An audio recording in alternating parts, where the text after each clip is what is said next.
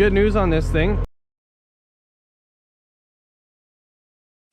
What's going on, guys? We're gonna take a break from my rusty shit and go check out some more rusty shit that I don't need. I came across this auction last night, poorly listed, poorly advertised, ends tomorrow, and it's got a couple goodies there that caught my eye. An old World War II tow truck, split window Volkswagen van, an old Willys Jeep, and but this place is like, this guy's a hoarder. He's got levels and levels of parts and doors. He's got complete cars in the yard, and a lot of it hasn't been touched in a very long time, so he wouldn't let anyone in there to buy parts. I've got my drone on me too, so hopefully the rain lets up so we can actually film something, because I've driven past this thing in the yard. Looks like a trip. Like it's got a lot of doors, a lot of hoods, and a lot of fenders, and a lot of it's for pretty nice stuff. So I don't know how this auction's gonna go. Like I said, poorly advertised, but I'll be bidding, and let's go see what they look like. Pretty is fucking nice. Yeah, step side. Not a big fan of. Right away, I said I want to use that as a shop truck. Oh yeah. I want to restore that as a shop truck. That or just fucking F250, because that F250 is pretty badass.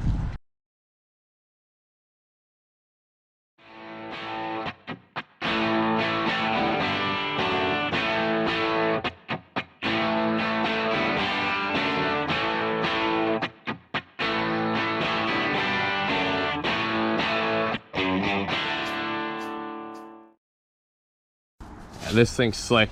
It's an old Ford CMP with a boom. I thought was original, but there's no way. Buddy even got his initials upside down. Nice truck though. Yeah, so this thing, we're gonna take a closer look at this. So we got this Volkswagen panel van here. And this thing's slick, but my goodness, is it rough. Just full of crap. Holy heck. I think they said it was a 57, and let's see what's left to the underside here. I wonder if it's got axles in it. No, nothing at all. Rear quarter. Oh yeah. And then there's a full section. Old Volvo clip, eh? Yeah, the whole rest of the car's out front.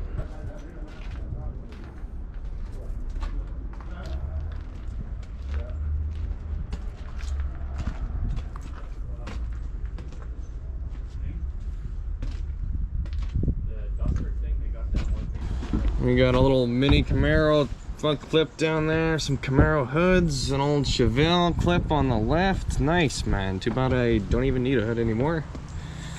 What else here? Monaco, yeah.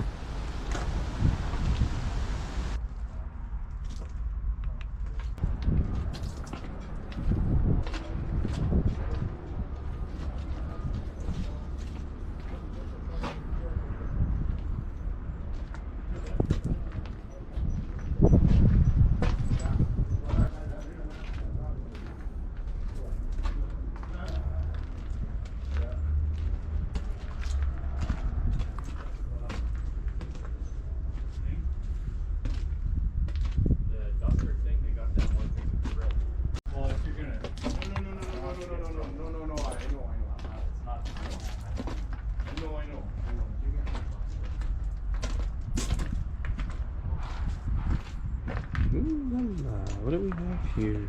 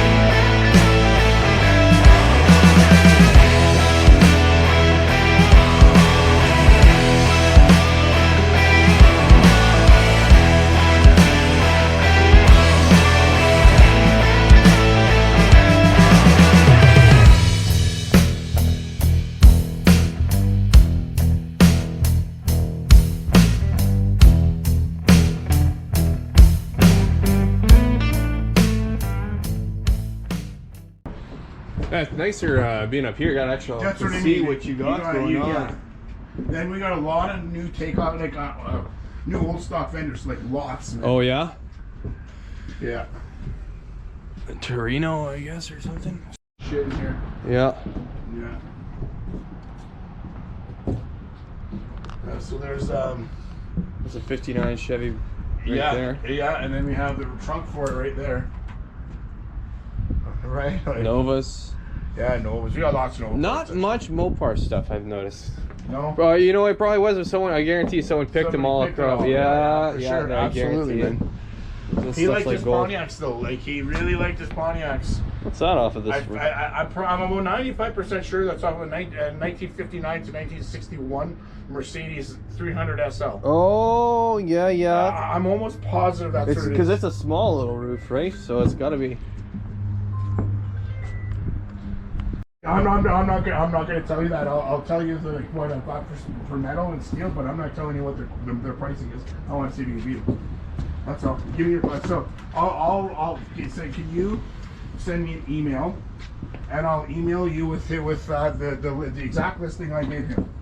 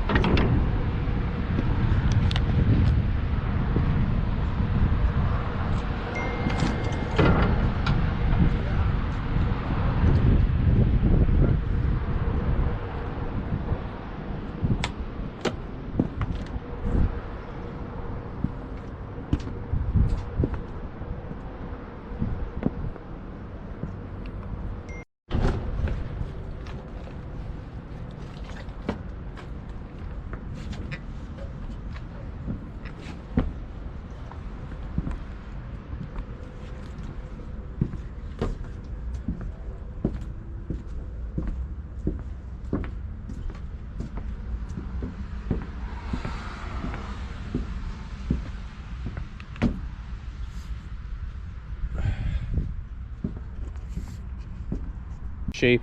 Not too bad. Yeah, you're gonna have to go that way.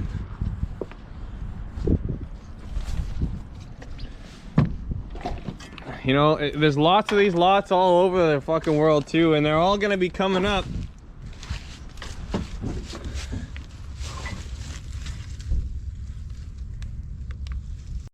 Right? No, I don't need a fucking other. I don't need anything else. But I've driven past this place and like that's why I brought my camera because like I thought about this place a lot. You know what I mean? Anybody in here? No, I know. That's the thing.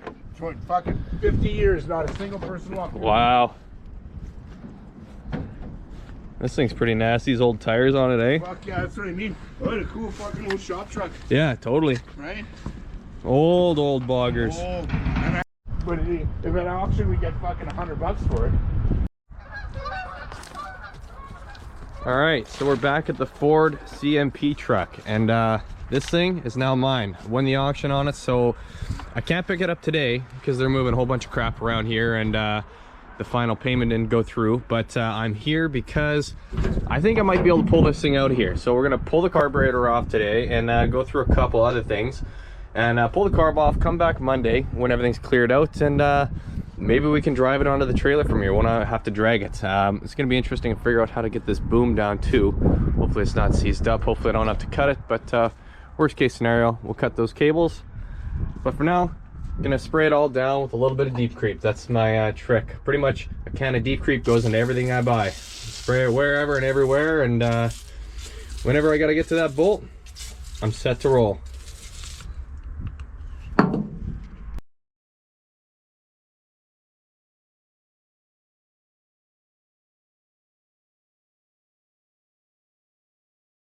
The wheel roll out a little bit. Yeah.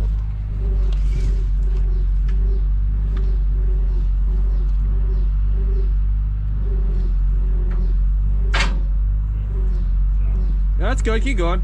Coming. That's one. It's coming. Yeah.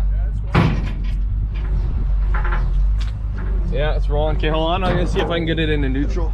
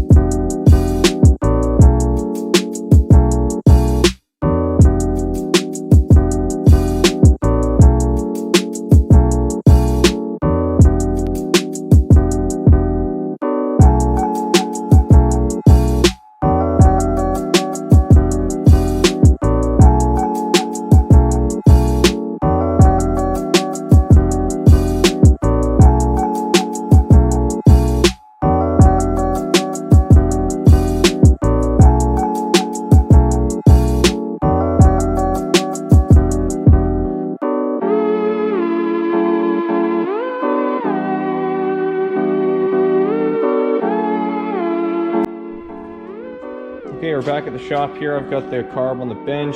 This thing came off nice. It's actually in pretty good shape, I would say. All the linkages are loose, nothing seized up. This is plugged with some sediment, so I don't know if that's good or bad. Maybe it kept the water out. I hope it's not too heavily pitted, because then it's not really usable. So I'm hoping to get away with not even doing a carb kit on this thing. Just gonna pull it apart really slowly and nicely, hopefully even save this gasket in here. Sometimes you can. These older ones last pretty long, so if I can work with it, great, it'll be free. Otherwise I'll have to get a carb kit and wait a little while to track down this one. I'm not too sure if this is familiar to many of the Fords, but I actually haven't even run the numbers, haven't looked at it too much. So pull it apart, dig into it, and see what we got.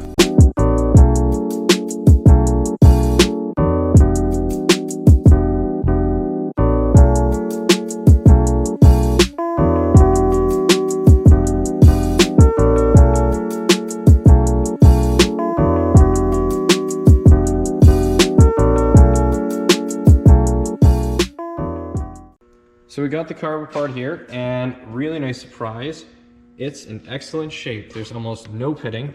I guess it didn't hold any water, which I totally thought that this bowl was gonna be full of water, having to do a bunch of pitting, but nope, this thing's in nice shape, and I was able to get the gasket off in one piece. I tore it a little bit because I'm dumb and unfamiliar with this carb, and I was pulling when I should have been unscrewing, but that's the way it goes. I found out it's a Chevy carb, which I thought was odd. It's a Ford, but apparently these CMP trucks, which is Canadian military pattern, they interchanged a lot of parts between Chevy, Ford, and I think one other company. But anyways, this is good. I'm gonna continue cleaning it up here, but hopefully clean it up, throw it back together. I don't know if I'm gonna throw it in that truck and run it. Inside the exhaust and intake manifold where it sits on that straight six was pretty filled with rust dust. So I don't know if I wanna run that through the motor. So we might just pull the truck here, pull the manifold off, and give it a good cleaning, but we'll see. This carb's a good start though. All right, so we got the truck back at the shop here. As you saw, the rear wheels are locked up, but that's not because the drums are seized or anything. It's because the drive line's locked up somewhere along the way. I know the motor seized. I mean, it could be the tranny. I can't get it out of neutral. My theory is that it's stuck with some pressure on the gears in there. Even with the clutch in, it doesn't move. And so what leads me to think it's being seized is I pulled the plugs on it because, you know, just check them out. And the front three were, they're all pretty good, like, you know, black, usual stuff you see. But then as you got further back into the block here, they started getting a little rusty on the inside. So pretty much what that indicates is that you've had water in the cylinders, sitting there, moisture, and not necessarily water up to the plugs, but water in the cylinder nonetheless. And that just kind of creates a little moisture, and that'll rust its seized. So kind of sucks to see that. I've had luck with motors unseizing after filling with diesel, so that's what we're gonna do. So let's grab the hose out of here.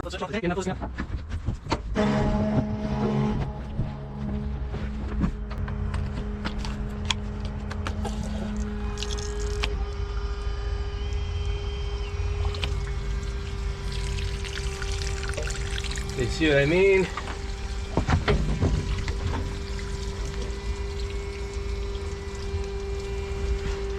So what I'll do is I'll plug this plug up so that it has a chance to flush out of all the other holes. All right, so that's totally filled, and nothing's coming out anywhere else. So that pretty much means at least this valve's stuck open, or maybe that's just the way it's firing right now, but this stuff will eventually seep down and go through the motor. And in the meantime, you know what, we'll give it a little head start.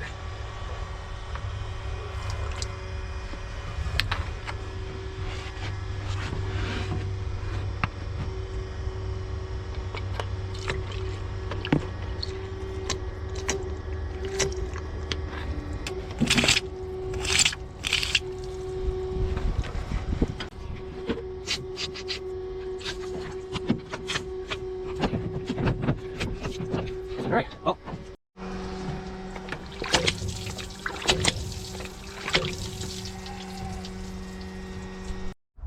So I've got the shifter fork off this thing, and it's actually not looking really good. It seems like there's some rust pitting in there, and this is pretty grimy. So I'm gonna drop the plug on the tranny and see what's going on in there.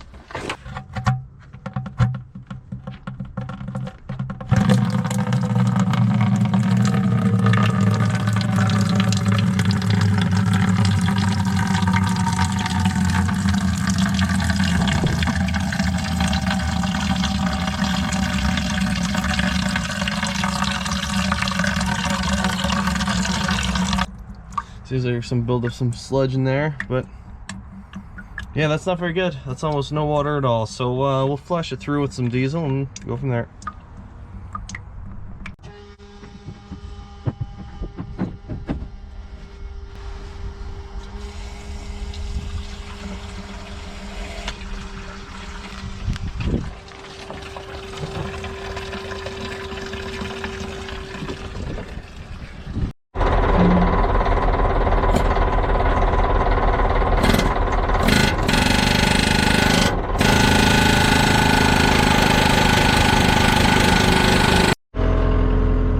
Okay, so some good news on this thing. We just got the tranny freed up, and with the tranny freed up, that means the rest of the wheels are freed up, and so it rolls freely now, which is huge. And another thing is we can get it into a lower gear, like third, and that's got a better chance of breaking the motor free, which is still seized, but I've got a lot of faith in this seasonal motor. I think it's gonna free up and it's gonna run. Because this video is Thursday, I got some editing to do. It's a current video. Most of my videos are day of type thing and week of, so stay tuned, because if this thing runs, I've got some big plans for it. I envision that Land Rover hanging off the back of it and me trying to drive through one of those ditches in the back.